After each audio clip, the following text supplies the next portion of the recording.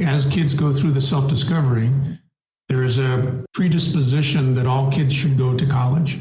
And what we found is that that's not necessarily the case, but you need to help them to discover at their own pace, to make the decisions for themselves as to what is their passion, what is their purpose, so that they can go forward and be successful in the rest of their life. And that does not necessarily involve college.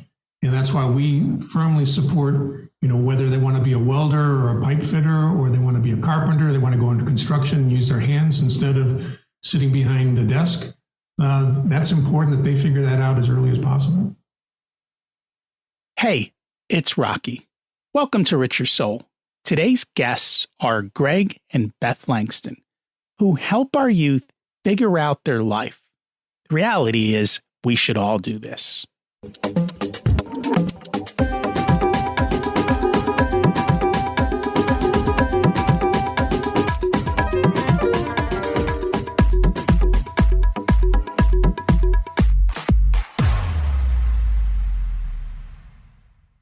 Imagine it's 12 months from now, and you've achieved your major life goals. How does it feel to be in the best shape of your life? To wake up energized, excited about the day? To have great relationships and friends who support you and propel you forward? How does it feel to have an excess of money, to be able to make the choices you want? To be fearless and open to trying new adventures? Imagine being connected to the universe and it providing everything you desire. It's possible over time, and your past does not dictate your future. The only thing holding you back from this vision is you. It's time to take control of our thoughts and use them to our advantage. Welcome to Richer Soul, where we achieve our dreams and create harmony to health, wealth, relationships, time, and spirituality. If you have not had a chance to listen to episodes 1 through 9, I encourage you to go back and listen to the framework behind Richer Soul and how to create the life of your dreams. You can also find all the show notes for this episode at richersoul.com. Today's quote is from L.P. Jacks. A master in the art of living draws no sharp distinction between his work and his play, his labor and his leisure, his mind and his body, his education and his recreation. He hardly knows which is which. He simply pursues his vision of excellence through whatever he is doing and leaves others to determine whether he is working or playing. To himself, he always seems to be doing both. This is what we're going to talk about today, and it's something we should all strive for. I have finally figured out in my life how this all comes together. And the cool thing is, as far as the IRS is concerned, it's all a business expense, because it is. Imagine getting to play, have fun, hang out and do what you enjoy all the time and get paid lots of money. It's really cool. And you'll understand today part of how we get to do that. Last week's action step was from Steve Schallenberger, which was to read his book, Do What Matters Most. The reality is, if you're not living like we just described, if you're not living and having fun, check out the book. He shows you how to get the time to start thinking about how to do all of those things in your life. As I'm recording this, I am about to leave. I'm going down to FinCon, where I hang out with a whole bunch of people in the financial media space, maybe some of the people that you listen to about money, whether it be on podcasts, blogs, the media itself, authors. And to me, that's fun. And like I said, it's tax deductible. They pay for my hotel, my airlines, they pay for everything, including my food while I'm there. And that's really cool. And the entire event is fun. Imagine going and having fun and making money. It's possible. That's what we're going to talk about today. Our guests are Beth and Greg Lanston. For the past 20 years, Beth and Greg have empowered students to master their self-discovery, allowing them to successfully activate their life's purpose. Beth graduated from Purdue University in education and has guided hundreds of high school students worldwide to navigate the dreaded college application essay process with tremendous success. Greg also graduated from Purdue's Krannert School of Business. Greg pursued an international business career, which allowed him to mentor hundreds of young professionals while leading businesses over $1 billion and working in 65 countries. By the time their kids were 13, they had been to 12 schools and lived in 5 countries. Excited to have Beth and Greg here to share their story and the work/play that they do. Let's meet our guests. Welcome to Richer Soul, Greg and Beth Langston. It's great to have you join us today. Well, thanks for having us. It's our pleasure to be here. Thanks, Rocky. You are welcome. We always like to start at the beginning, and we'll do this with each of you. What was it like when you were growing up, and how much did your family and school teach you about money? Well, growing up, I learned nothing about money. Went to college, knew nothing. I had a checkbook, and I could balance my checkbook, and that was about it. I was not taught anything in my growing up. I was not prepared. Hence, we did prepare our children because we didn't want them to be like I was. How about you? I was right there with you. My parents didn't really teach me anything about saving or what to do with money. I think we barely had any allowance. I lived overseas when I was growing up through high school. And so, as Beth mentioned, we were convinced that we needed to teach our kids about that once we had our own kids. And how did you end up overseas? My grandfather was an expatriate. My father was an expatriate. So I grew up overseas. And interestingly enough, our son was an expatriate and daughter. So it kind of the international life kind of goes in our blood. Except I grew up in Indiana. Well, that's another country, isn't it? It's like another country sometimes. And we met at Purdue University. So back in Indiana, right? That's right. All right. And we'll talk about your travels. Where was it that you went to high school? What country? Mexico City. Okay. Small little city of 22 million people. And I'm guessing, I don't know that we've had on, like within the Mexican culture, they probably don't talk about money either, do they? I don't know if you got enough exposure to that, or your school probably didn't. Well, the school certainly did not. The fact is that being an expatriate, you're not allowed to work outside of the home. So as compared to the United States, where you have, paper routes and so on and so forth, you're not able to do as many things like you do here, where you can go and have a route, or you can, mow somebody's lawn. There, everybody lives behind walls, in Mexico, that is, and you're not going to walk around the neighborhood. So it's a very different way of living. True. All right. That's cool. So what are you doing to teach your kids about money? Early on, we tried to teach them about having a checking account back in the day and keeping it balanced. And when they get a credit card, we got them each one when they were able to have one to show them, yes, you can spend, but you must pay it off every month. You don't go into debt. Work hard, because life is not going to be free. There will be a lot of things you have to pay for. But fortunately, our kids were hard workers, still are hard workers. And so, but we tried to teach them and give them the freedom to fail a little bit while they're still under our tutelage. Another thing that we did that not everybody agrees with, but we actually paid them for their grades. We sure did. That was their job. We figured that was your job in school. Do well at your job, you'll get paid well. You'll get rewarded. And that's fine. I think you've got to figure out what works for your family. Who cares what everyone else wants to do? And if you want to pay, as you said, and we told our kids when they were young, yeah, school is your job. Your job is to learn.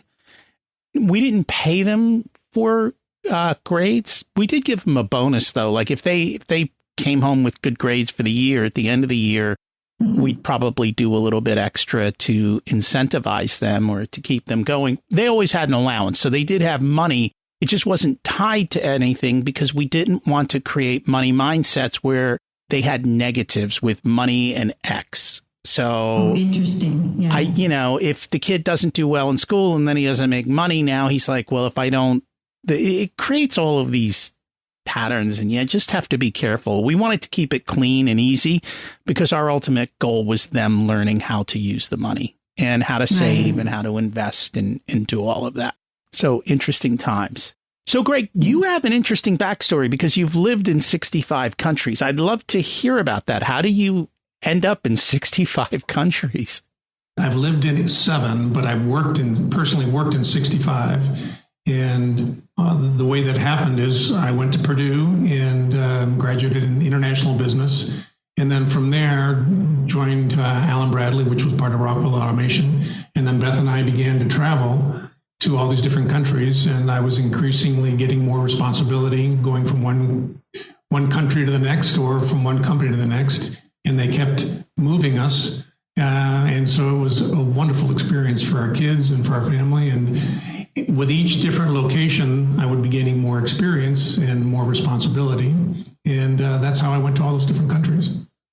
So as your kids got to experience different cultures, did they experience different education systems along with that? Definitely. They certainly did. And we were constantly adjusting to one system or another. As an educator, I was very involved in their education. Sometimes we did homeschool, especially if we were adjusting to another school year, like Australia and Singapore are on opposite school years. So we moved from Australia to Singapore and we were just constantly, however we could make it work. And then when we lived in Mexico, they were the only English speakers in their whole school. So we would spend homework hours, 2 to 4 hours an evening with the Spanish-English dictionary in one hand and their homework in the other. And we would plow through what they had to get done. And I'm not a Spanish speaker. I am now, but I took German in school. So I was learning right along with them. But they can do it. Kids are so much more capable of accomplishing tasks and education and of learning than we give them credit for, I think. I think today Google Translate would have made your job a lot easier. So true. So true. Yes. So are there certain education systems that you experienced that you found to have, I don't know what the right word is, to be more beneficial to kids, having experienced so many different types? Well, I would tell you the wonderful thing about living overseas are experiencing the different cultures. When we lived in Singapore, the kids went to the Singapore American School, which is not just American children, it's all nationalities. They had 76 nationalities represented in K through 12. And that is a learning experience in itself. I mean, that was so unique and we appreciated it. They gained a great appreciation for other cultures. So our background on that is a little bit unique. We did find there was a great lack of self-discovery courses. That's why we started what we do back in the day. And we thought we'd get back to the States and they'd be helping them in high school to at least do some self-discovery to get ready for that college application preparation. But it wasn't anywhere. So that was greatly lacking. And it is greatly lacking in the U.S. And I am not as familiar with every other country. We did have one guest, and I think it was either Scotland or Ireland. And they actually allowed them essentially a year in high school where they could take an alternative curriculum, which was basically a self-development curriculum. And they got to learn to do that. But it was not the norm, and it's not something that I've heard of in most places. And unfortunately, most kids get out of high school, they have no idea what they want. They've been told what they should do, but they've never been asked, and they aren't part of the process. And I think, we stick them on a train track. 30 years later, they wake up and go, how did I get here? This isn't the life I had imagined or wanted. And that's Absolutely. Unfortunate. I was just with the assistant superintendent of a local school district last week and presented what we do. And he said, I've been in the educational arena for 38 years. And he said, I've never seen something that's so comprehensive that pulls together the social emotional learning, the SEL was what he called it. I guess that's the buzzword of the day, between the student, the parents, and the counselors so that it all comes together so that you can make important decisions going forward. He said, I've never seen anything like this. This is amazing. So it's clear that this is lacking. There wasn't any of this when our kids went to school. No, but Greg was getting, as an international executive, he was getting all this great training and developing skills to be a better leader, to be a better team player. And he kept saying, why did I have to wait 20 years to get this? And we kept asking ourselves, why are teachers not teaching this to our kids in high school or middle school? It doesn't even have to be high school. The earlier, the better is great. So that's why we started experimenting with our own children. That's right. And they've come out okay. They were our guinea pigs. And it's true. It's a constant theme on the show. Education's not our focus, but the constant theme is, why don't they teach kids about money? Like, you spend, 13 years going to school, then another 4 in college, and you come out with the whole purpose of making money, but nobody taught you money. They didn't teach you social skills, right? They didn't teach you how to figure out your purpose and to know what you want. And that is the major problem. And I guess it's because, our school curriculum was created a long, long time ago with a very different purpose in mind. And it really hasn't changed. Classrooms are very similar to what they were 100 years ago. Sure, the technology's different, but the whole way that they teach and the whole principles and even many of the same subjects of how they do it have really not expanded beyond that. And it's not comprehensive. So true. We found that they do a reasonably good job of teaching a student the academics, but they don't teach them the extracurricular activities, and they certainly don't tell them or teach them the self-discovery. And I have to tell you, I don't know the last time I used a quadratic equation. I'm not sure that I can really remember how to do it, but if I saw it, I probably could, but I don't know what to do with it. It hasn't helped me much in life. That's okay. So true. That's a good one. And if you think about it, here these kids are, they're 18 years old, they're graduating, and many of them are making decisions that are literally the cost of a house, right? And they have no idea that there's going to be payments on the other end, like a mortgage payment, which isn't the mortgage payment, it's the student loan payment, unless the parents happen to be wealthy enough to write a check. And I think that's a big part of the struggle is the kids, they go there and go, hey, that looks like a cool cafeteria and they've got a great sports team. Nice campus. Sign me Let's up. do it. Yeah. I'm in. I was talking to a parent again last week, and his son graduated after 7 years, and he was changing majors so many times. He went one of the times he was going to the university with his son to enroll in the business school, in the business class. And they were in the auditorium. He was next to his son, and his son was sitting next to another student. And his son turned to him and said, hey, Dad, I'm going to do environmental studies. This guy's talking about it, and he sounds like a really good thing, so I'm going to do environmental studies. And he's like, we're here to enroll you in the business school. What are you doing? And, the facts are the facts. 40% of college graduates today graduate in 4 years, only 40%. A full 60% graduate in 6 years. And that's because 60% of them change majors at least 3 times.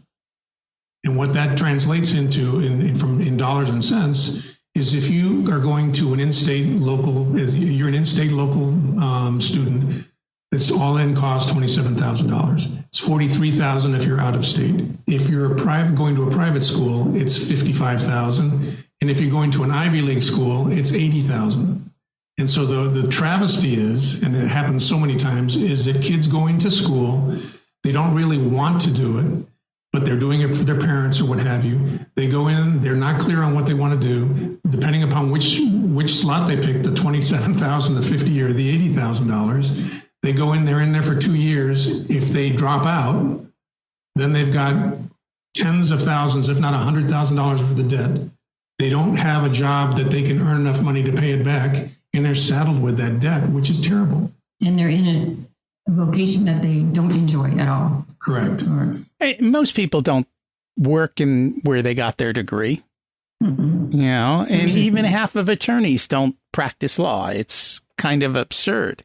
And it is absurd that kids go for that long. My daughter is graduating one semester early, and she's had enough of college. She's like, you know, I want to be out of here. I don't know why college is 4 years. It's way too long. And it's because they make money. I get it. My son should be done. He'll be done a year early, and he's doing computer engineering. So to crank through engineering and be done a year plus early is good. So, and it all came down to dollars and cents when we realized what a game this was and how expensive it was. We were like, let's work the system to our advantage and let's get you through as fast as possible so that, you know, it saves us a tremendous amount of money. And were they able to find scholarships? Because so many scholarships go unrewarded because nobody knows they're available. So I've heard that. We really struggled with that. My daughter went to a private school and she did get the highest level scholarship from the school, or not the second to highest. So she didn't get a full ride, but she got a considerable ride. So she was fine. My son went to a state school and they essentially gave him nothing. They do give out scholarships. Well, so it's become competitive. In order for him to get a scholarship, he needed an ACT of 33. And I think he was at a 31 and he wasn't that interested in boosting it. The other thing is a lot of the scholarships are so specific that if you don't fit that perfect mold, it's hard. So for an Asian kid in an engineering school, you're a dime a dozen. They don't care about you. They're not going to hand you a scholarship. Had he been his sister, she might have gotten 50, 75% because, there's a female engineer. Let's throw money at them. And that's the problem. These things are all so specific. My daughter went looking for scholarships all over the place.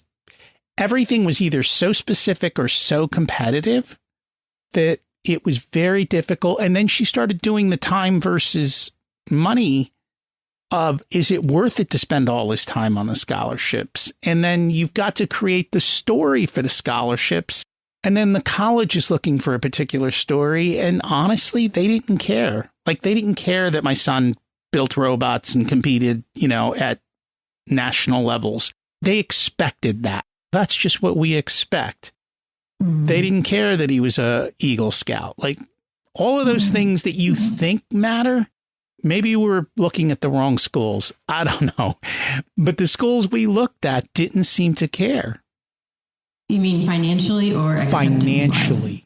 He got into a competitive school. They both got in. Like, we were not worried about acceptance. We were worried about financial aid. And because we are wealthy, they look at us and go, you don't need money. Screw you. It's the people who have saved for their kids' educations that aren't going to get the money, unfortunately. Right. Those that are off spending, sometimes they get awarded more money. If our income had been lower, or if there had been other things, they would have given us money. But when they look at our FAFSA, they just laughed at us. Right. They're like, you expect to pay. So it was... You've got to underwrite the other kids. You've got to underwrite the other kids. So it is. And that was part of the reason my son got through a year faster and he's on that track, is because we knew that's our scholarship, right? This is how you get through the system a little bit faster. And I know that, as you talk about talking to kids and helping them find their purpose and their passions and so forth, I know you encourage people to possibly take a gap year as part of that. I'm going to challenge that and say, rather than wasting a year at a gap year after finishing high school, why not blow off senior year of high school? Because honestly, senior year of high school is a waste. It's a party. It's fun, but they're so checked out, right? You've already completed everything that you're turning in for your college application. Why not take your gap year in high school and go spend the time early? And if you're homeschooling, you've got, let's say you need one more math class and one more history class. Well, you can take a math and history class in homeschool and have all the rest of the time to truly think through and look at things. Well, our daughter actually did graduate from high school in 3 years and went into college. Okay, perfect. Yeah, that works too. And the other thing too is that as kids go through the self-discovery, there is a predisposition that all kids should go to college. Mm-hmm. And what we found is that that's not necessarily the case, but you need to help them to discover at their own pace, to make the decisions for themselves as to what is their passion, what is their purpose, so that they can go forward and be successful in the rest of their life. And that does not necessarily involve college. And that's why we firmly support, whether they want to be a welder or a pipe fitter, or they want to be a carpenter, they want to go into construction and use their hands instead of sitting behind a desk. That's important that they figure that out as early as possible. It is. And we don't have good programs anymore for kids to learn those skills in high school as they used to in the past. And I have a friend whose son was a master mechanic. He was making six figures in his 20s, right? Mm-hmm. Because if you're smart and you can use your hands, you can make a very good living out there. Had he gone to college, he probably would have been making a fraction of that and doing something he didn't enjoy. Well, Right. They say that it's over 75% of the people dislike what they're doing now in their jobs. That's something that the Europeans, whether it be Swiss apprenticeships and others, they do a very good job where people want to follow a different path and they don't want to necessarily go through college, but it's a very rigorous apprenticeship process. And it's one where they really do need to work, and it's a lot of work and it takes time. But once you graduate, you have a skill that you can, use the rest of your life. And that's true. It's funny because there's a couple of degrees that I find are kind of hilarious. One of them is going to college for entrepreneurship. I'm like, why don't you just take $200,000 and start a business? Learn the hard way. Yeah. Same thing in real estate. Like if you're doing real estate investing, it's not necessary. And if you're doing computer programming, I've also heard that for a lot of computer programming, the kids can learn in high school and start creating projects and learn on their own. Most of those kids that are good at coding, which my son is, they didn't need a classroom. They just needed something to work on. And they figure out the skills and they go do it. And in today's world, if you can code and you can figure out how to hack and put networks together and do all of that, you can make a lot of money without that. You sure can. You sure can. Go ahead. We also encourage our students to start early and get internships, go to work or volunteer at a place of interest to you that you think you'll like, and see if you do. Our own son always thought he wanted to be in medicine, in the field of medicine. And so he, one of his summers, he got an internship with a cardiovascular surgeon and a neurosurgeon. He got to go into surgeries. He came out saying, this is not what I want to do at all. And so we're like, oh my gosh. And he went into finance. So we're like, okay, that's a big switch, but he loves what he does. It's funny. In my previous life, I was in sales in the medical field. And so I would talk to the fellows as they were finishing their fellowship. So, you're finishing your fellowship. You've been to medical school. You've been to college. You've been to medical school. You've done your residency. And now you're doing a specialty. And a lot of them were like, this is not what I want. Right. They went through that whole process and because they're sold a dream. And they don't know what the reality of it is. And so that's important. It's good that he went in and he saw it up front and he realized that. And I think a lot of people realize that, especially in law. Like if you go sit with lawyers, they all say, oh, everyone around me hates their job except me. And if you're smart enough to realize that everyone's telling you that, they're not telling you the truth, that the vast majority of them hate their job and what they do. Actually, we found the process of self-discovery is very empowering, particularly when you have a family of lawyers, because let's say the father is a lawyer and is speaking to his son or daughter, and invariably the conversation is, well, Johnny, you've got to be a lawyer because I'm a lawyer. Your grandfather was a lawyer. Mom's a lawyer. Uncle John is a lawyer. You've got to be a lawyer, when we know that you would not be a very good, the student knows that he or she's not going to be a good lawyer. And so what this process does, is it provides them a sense of transformation where they gain clarity on what they're really good at. And so that they know what their strengths, their weaknesses, their purpose and values are. They have a sense of confidence to be able to express themselves both verbally and in writing. And they have a sense of control where they can come back to their parents and say, now, Dad, you wanted me to be a lawyer. Based upon all this feedback, I would suck at being a lawyer. Look at this. I would not be a good lawyer, but I want to be an engineer, or I want to be a computer scientist, or I want to be a medical doctor. And that way they go forward with a whole different perspective than being routed into being a lawyer that they would not be enjoying.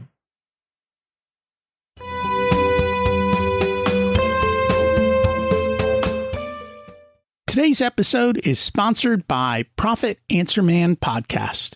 Did you know that most small business owners hate looking at their financials? It's one reason they may struggle with business success.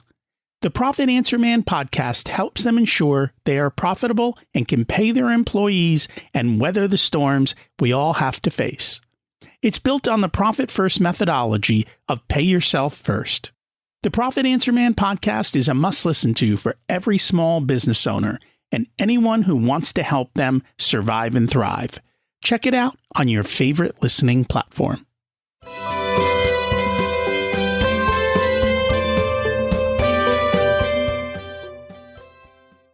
So let's talk about the process. Somebody comes to you and says, I want to go through this. What's kind of like that first step, or the first thing that you help them to figure out? What we do first is we explain that it's going to take some work to do this. It's not just press a button and all of a sudden you have all this wisdom. You do have to do the work, and it's about a 12-hour process to go through. Not at one sitting. Not at one sitting, right. It's 3 phases. The first phase is you pick an accountability partner, because it's been found that if you just say, I'm going to go lose weight or I'm going to save $10,000, and you say it out loud, the probability of success is 65%. But if you have an accountability partner, just like using a financial advisor or what have you, that increases to 95%. So we encourage all the students to pick an accountability partner. Most times it's a parent or a guardian, but they then go through the beginning of the discovery process is where they figure out what their core values are. And a core value is a belief or value that you won't give up on. And if you could envision having a tree with a strong root system, envision, for those of you that are listening, a cross-section of a large tree with the root system in the ground. Those are your values that support the trunk, which is the purpose, which support the branches and the fruit and the leaves, which are all the goals.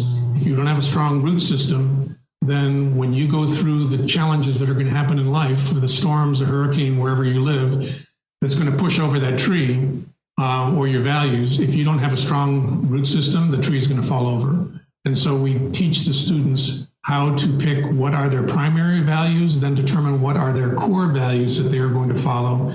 And we then say, okay, let's say one of your values is integrity.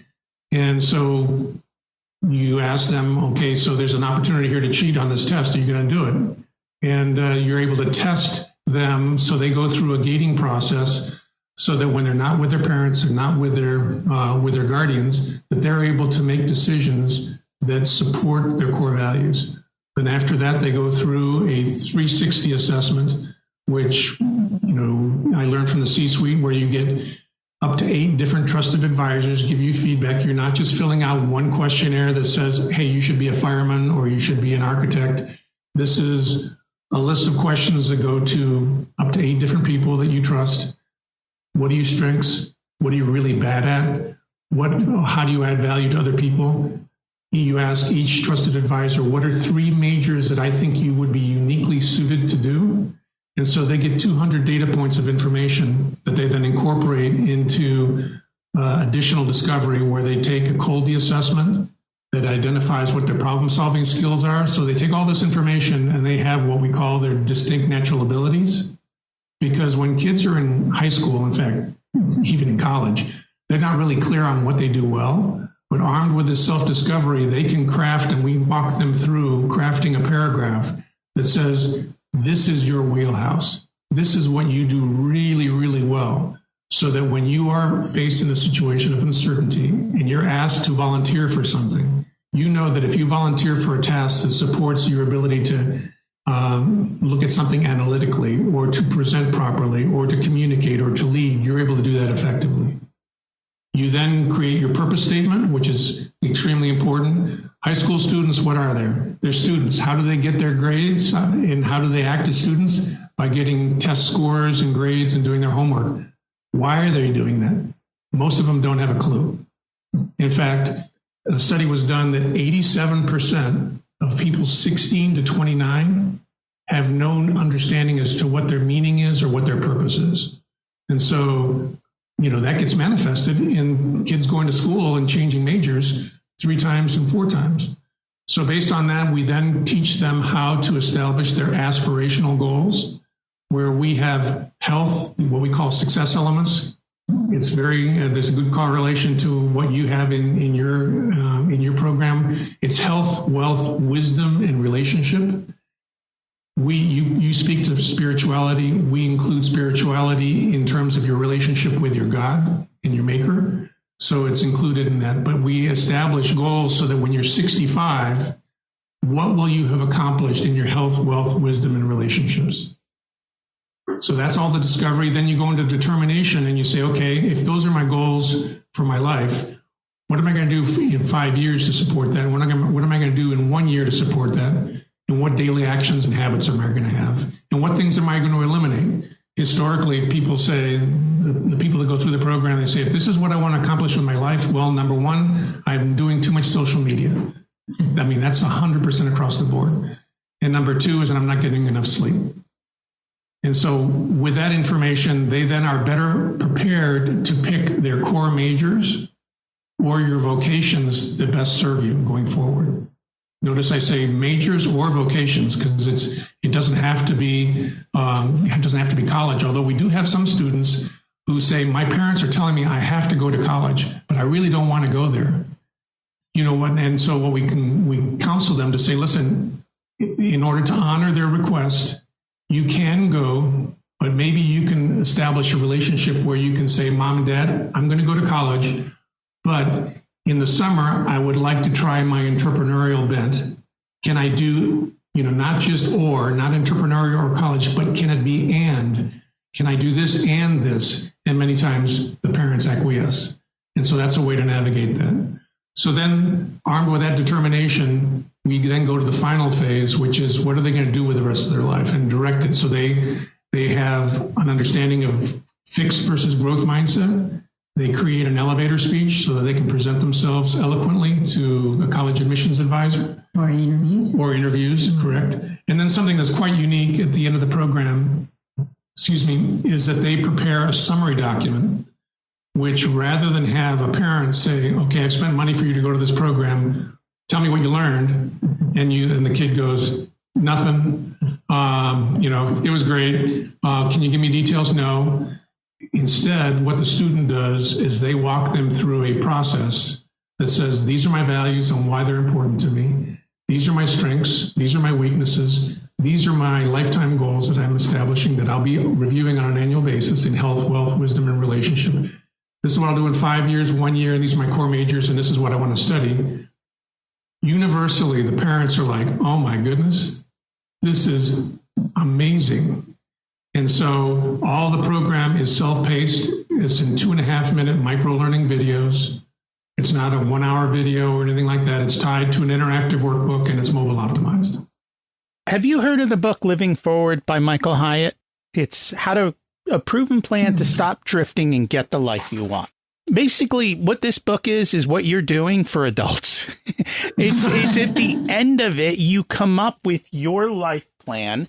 And you define, what do I like? What does my health look like? What does my family relation look like?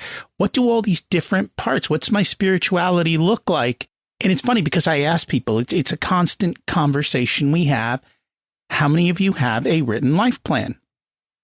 And invariably the answer is 1% to 2%. and for a kid, not only to have a written life plan, but to understand the process of creating it so that every 5 years they can go back through it. Because let's face it, who we are at 20 is not who we are at 30, is not who we are at 40. Every 5 to 10 years, you've got to come back and revisit this process and ask if you're still on the, have your values changed? I mean, some of your focuses may have changed. Your core values really shouldn't, but your focuses may have. You may have found some superpowers that you never knew that, because the world changed, all of a sudden are now important. My superpowers all come through from technology. Like, without technology, I would not, until I had an electronic spreadsheet, I couldn't kind of, have that superpower.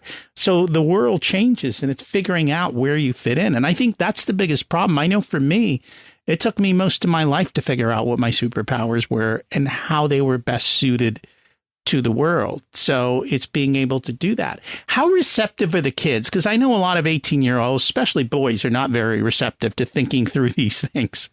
Well, what I would say is what works for us is, instead of dictating, okay, this is what you're going to do, we say, listen, let's find you where you are. When we come alongside them and say, this story is all about you. You get to craft it how you want. We're just going to give you the guide rails, and you work within the guardrails, and you're going to come out to your own solution, to your own program. We give you suggestions as to what you might want to consider, but you are the one who's going to determine the actionable plans and goals. And what we do is, you mentioned 5 years, it might change. What I tell them is, listen, every December, you should review this 14-page document with your parents for the next 5 years. And the next 5 years, they're going to pay for dinner. And I said, after the 5th year, then you need to start paying for dinner. But what this does is it drives a sense of accountability, because it then becomes their plan, not anybody else's plan. And that's a corporate thing, right? When somebody creates the program or the plan, they are much more bought into it, and it's theirs and they own it. And in this case, the kid does it. How often do you find that the parents actually listen to what the kids are saying before they come to you? Probably. After they come to you, they probably do. I'm wondering, because I see a lot of parents who just assume what their kids want, or they still believe their kid wants X, Y, Z because they said it 7 years ago and the world changed. Right. Or they think the school is going to do it all for them, which is, the college admissions advisors are going to do it for them. Well, that's true too. But raising teenagers is, I used to tell our son, Brad, I have never been the mother of a 16-year-old boy, but I want you to know I take my job seriously, and God gave you to me and me to you. You can't pick your kids and you can't pick your parents, but for some reason we're together. And so trying to listen to them and just raise, to the occasion of having teenage kids is hard for parents. It's hard. So he used to hate that response from you. He hated that response. He's like, Mom, don't say that. But, I think if allowing them to speak, allowing them to voice their opinions and say what they want, and then get outside help. I always say, go get help on testing, on scholarships or self-discovery, all those things, because parents can't do it all themselves. And the more outside help is key for these kids. Parents will ask us all the time, could you tell my kid this? He's not going to listen to me. And I'm like, well, I'll try, because we come alongside and become their mentors, which we love. And it is very rewarding in the end when we're all sitting in this meeting and the student is presenting his discovery to the parents, and the parents are sometimes in tears. They're like, I've known you for 15, 20 years, depending on the age of the student, and I didn't know these things about you. This is amazing. And it gives the parents more confidence in trusting what their child wants to do also. And I think that was my point, that do parents actually listen to their kids? And it sounds like until they've gone through this process and talked to their parents weren't many times listening and hearing what their kids were actually saying. And I've always said, and I don't know if you find this, parents want their kids to be safe. They don't care if they're successful and happy, as long as they're safe. And it's kind of a weird situation in that they hold them back because they're like, well, you know, you go be an engineer because you'll have a good job, or go be an accountant, you know, because then you'll make good money, not because you'll be happy and successful, because this is what we're told you have to do, kind of thing. So true. Very true. I remember my grandmother, who lived to 102, who was extremely sharp, and she did emails until she was 99. So whenever I've had people professionally say, well, I'm not really into Salesforce or keeping up with my email, I'm saying, look, dude, my grandmother did this till she was 99. You're going to learn how to do it. But her sage advice was, now listen, don't take any pencils. I mean, that just tells you the mindset. Don't take any pencils from the company because it's the company's property. I'm going, okay, got it. So that was her little word of wisdom for me. But yeah, we found that the process of giving them a roadmap really de-stresses the interaction between student and parent, because the parents are trying to figure it out. They're not really sure. It's like trying to do a kid's homework nowadays. It's like, what are you doing? The same is true for navigating going into college or going into a vocation is totally different than it was when the parents were going to school. And so they're assuming that the college admissions advisors or the officers in school, high schools, are going to do it. There are 424 students per advisor in the United States on average, and it's 900 students per advisor in California. So no matter, even if these people are Superman and Superwoman, they can't give that individualized attention to the kids. And I don't remember where I read this, but basically you have to look at people's incentives, right? So if you're an advisor, you want success, right? So as an advisor, the student came to me, I want them to get into their college of their choice. So what does the advisor do? They talk them out of aspirational choices and into ones they know that they will get into, because then the advisor looks good, but it didn't serve the student. And you really have to be careful about that. And the college side the college thing is a money game.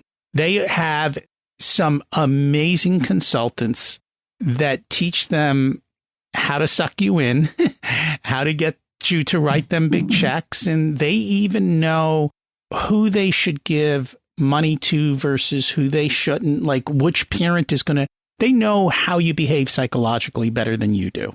And let's face it, like for me, when my first one was getting ready for college, well, the last time I looked at college is when I was a kid and the world has changed. It's not something we do every day, so we don't realize the ins and outs. These guys are bringing in thousands of students a year. They've got it dialed in. And so you kind of need to up your game as well to be able to do that. But what you do is phenomenal, because, I mean, even every adult should do this and know where they are in all those different categories that you talk about. Have you had parents come back and say, can I go through this now? Because I want a plan. Invariably, they all say, why wasn't I taught this 20 years ago or however many? And I mean, our thought is to start another. Right now, we're full with these helping the kids along, but we do young adults, and anybody can go through this course. It's just you won't be writing that college essay at the end unless you're a grown-up applying for college. Well, what we are creating as a result of the circumstances that exist today with the transfer of wealth that's taking place between 2006 and 2061 is going to be $59 trillion is going to transfer hands between generations. And what's happening is the philanthropic, the next gen philanthropy, the next gen families, they want to come to the table and become part and parcel to the family's giving at a much earlier age than previous generations. And so we've been requested to put together a program that not only plugs into a student finding out what their goals and aspirations are when they're 65, but how they can plug into the family's philanthropy in the future so they can help support the family's legacy. And so that's the next module that I'm building. Interesting. And I don't know if you know the statistics, but most people who inherit wealth, it's gone in 18 months. Well, it's also 66%. The kids move it to another advisor. 66% of it, people that have received money move it to another advisor because the advisor is not in tune with the next generation. And so this tool provides a vehicle to be able to bridge that gap. Interesting. We did an episode on that, on philanthropy, a couple of years ago. And that was part of what she talked about, too, is that the advisors lose the clients. And so one of the things she suggested doing was, as the kids are young, is to give them a portion of the money to give away and let them choose the charity.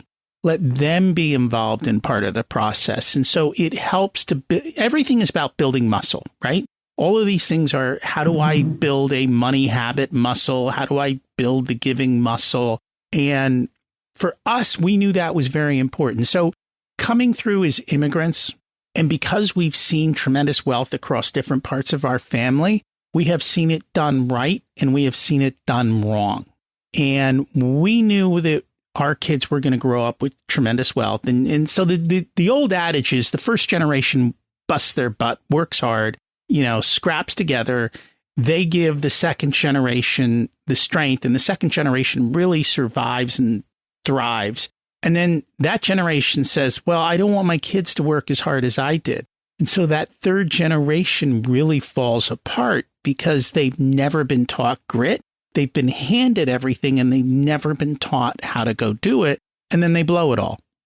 And then the cycle starts over. So for us, it was really important that if you're going to grow up with wealth, that we don't want our kids to be entitled.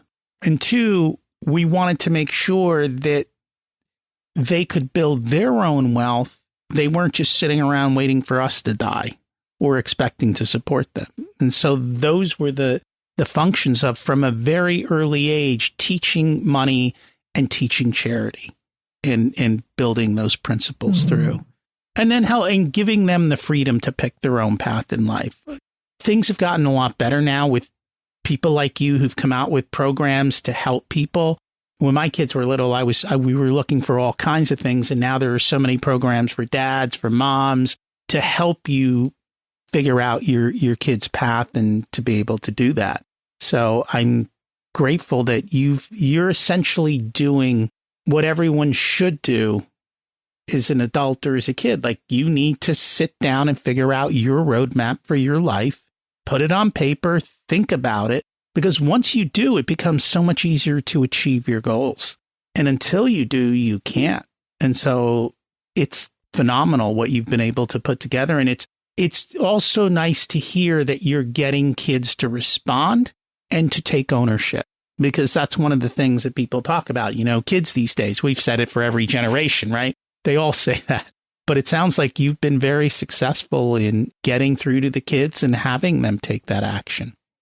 It is totally, as Beth's, totally. I sound like I'm totally from California, don't I? Totally.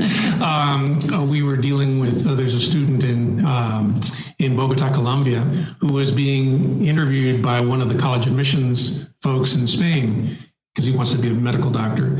And so they said, well, tell us a little bit about yourself. And he said, okay, my name is this, these are my values, these are my goals, this is my unique natural ability, my distinct natural ability, this is my purpose, and this is what I'm going to do. And the person on the phone was going, oh my goodness, how did you figure this out? And then we had another one, Karen's son, Nathaniel, who was in the interview, and they said, so tell us why we should hire you. And he went down through the same thing, and they said, you're hired. So it does provide them clarity and confidence and a sense of control. So we're really pleased to do it. We're very passionate about this, and we see the value and what it provides the kids and also what it provides the family. Definitely. And I know you mentioned the Colby. I think Colby has a special test for kids too, don't they? Or is it just the adult version? Yes, and that's what we use. Okay. They do. It's called the Student Aptitude Quiz, and that is what we use for them. When we get young adults, we recommend the Colby A, Colby is fantastic. I mean,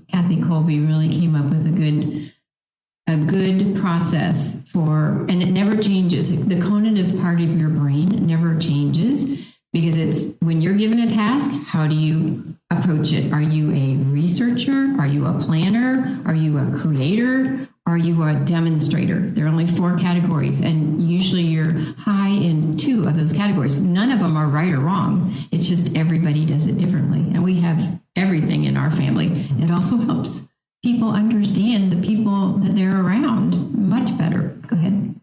And for each positive of the Kolbe, there are negatives of that trait that you need to be aware of so that you can overcome that or be mindful of it and be aware of that.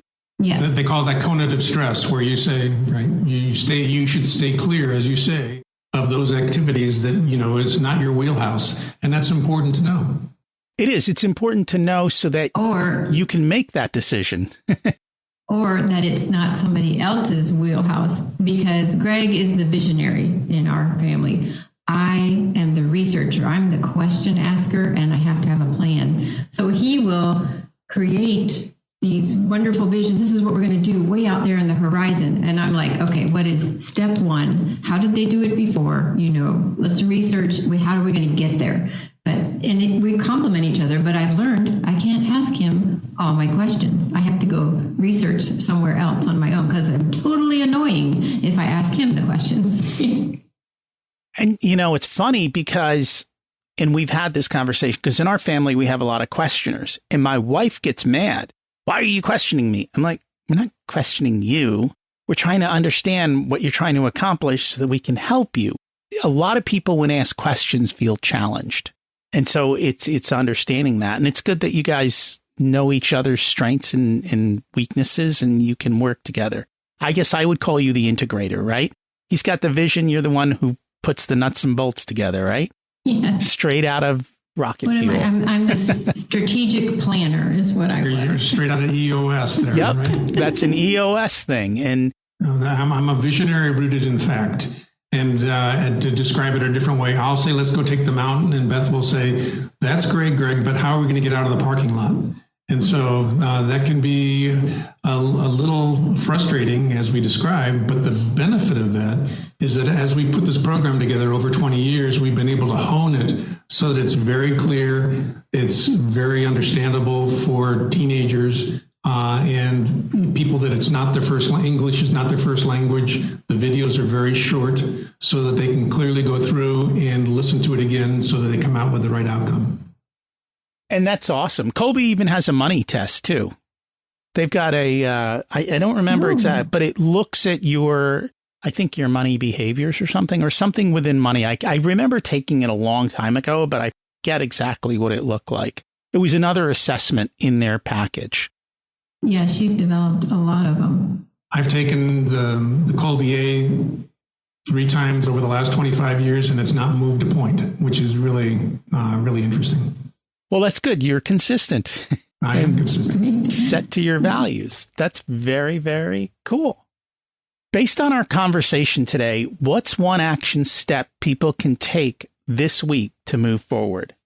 What I would say is that they need to start early as parents to learn what is needed to help their students determine what's most important for them to either go into college or to go into a vocation. And we put together a document that they can download. If they go to collegeflightplan.com/guide, it is a document that will help. It's a 26-page document that has all sorts of resources for parents to be able to lead their students through that process. That would be the one thing I would say.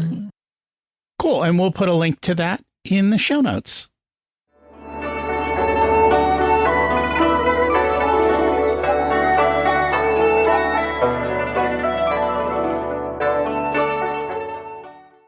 It's time to learn the secrets of life. What's your secret to living an abundant life? Very interesting question. My secret to living an abundant life is to live my purpose, which is what I'm doing exactly right now, in the sense that I'm empowering students to master their self-discovery so that they can successfully activate their life's purpose. And I'm fortunate to be able to do that with my bride. And God's given me a talent, and that's what I'm looking forward to implementing. And I believe in living a legacy that I'm proud of. We all have a legacy that we live, You can live a legacy that you're proud of or one that you're not proud of, and I want to be proud of my legacy. That's very cool. What about you, Beth? What's your secret to living an abundant life? Well, my secret is many other people's secret is having a personal relationship with Jesus Christ. That's my secret. If I didn't have that, my life would not be nearly as abundant. And the second thing is choose right when you're picking a partner, which I think that has contributed greatly to my abundant life. And just being involved and helpful with your family and your friends, that makes life more abundant than anything. So I'm going to give you another program that you guys should create. How to pick the right partner, how to define the values you want in the person that you're going to marry. Because I think most young people don't know how to appropriately pick a partner. What are the questions you should ask yourself? And how do you make sure that you and your partner are on the same page about life? And not everyone does that. So something for you to think about. That is so true. Greg, what did you learn later in life that you wish you would have learned sooner? To do whatever my wife told me to do. We learned that early, not to worry. Yes, dear, right? The secret words. Beth, if you were to give an 18-year-old one specific piece of wisdom, what would it be? Listen to your parents. Should they? What if their parents are wrong? Self-discovery. Yeah. Whether it's our program or somebody else's, you really do need to do a deep dive to find out what you are passionate about. And again, emphasizing doesn't need to be our program, but a student who's 18, who we at that same time can ask to go off to war and to live, give their life for their country. That same 18-year-old can buy a house. That same 18-year-old can adopt a child, can sign all sorts of contracts. We need to have that same 18-year-old do a deep dive on their self-discovery. I think everyone needs to do that because adults don't do it. And that is the problem. That's why so many people are climbing the wrong mountain, going the wrong direction, and not living their ultimate life. And so this is an awesome gift that people can get. Yeah, go ahead. 18-year-olds need to listen to their inner self, too. They need to trust themselves, be bold, go out and try new things. The problem is they've been in a classroom for 12 years, told what to do, how to think, when to show up, and what to read. They don't get. Now you're sitting there going, make choices, and most of them haven't had that practice of being able to do that. And I think that's one of the things that you're giving them that gift to be able to do. If people would like to... Parents need to allow them. They do. Parents do need to let go. You have to allow your kids to fly. And, that's part of it. Where can people find you and find your courses and your materials? What's the best way for them to do that? They can go to collegeflightplan.com. Again, collegeflightplan.com. Or they can email me directly at greg@collegeflightplan.com. And we will put that in the show notes along with your other links. And I encourage parents, if your kids don't have direction, which is a major complaint of parents, go get them some direction. This is definitely something everyone should do. And adults, find your own life plan and figure it out. And once you have clarity, everything else becomes easy. Thank you so much for joining us today. Thanks for having us. We appreciate it. Thanks, Rocky. Imagine if you had done this when you were 18. How would that have changed your life path? If you still don't have this, check out the book Living Forward or listen to episode 177 with my friend Mark Delaney and reach out to him. He'll help you define your life's purpose. What are you waiting for? For a young adult, this is the best gift that you can give them. I mentor a lot of young people, and I see how valuable this is to them in taking massive action and just having clarity and knowing exactly what they want and where they're going. It removes so much of the friction and the anxiety. This week's action step: start early as a parent or mentor to help your kids figure out their path after high school. Check out the free guide. It'll help you figure this all out. Once you know your targets, it becomes so much easier to hit them. and you have total clarity and success in life. Not easy, but it's doable. Next week, we've got on Doug Cartwright to talk about his book, Holy Yes, We're Alive. It's a deep journey into waking up and living all out. I know you'll love it. Hey, if you know people who've got kids and need help, why not share the episode with them? I'd appreciate it. And if you do it on social media, tag me. Thanks for listening. Have an abundant week.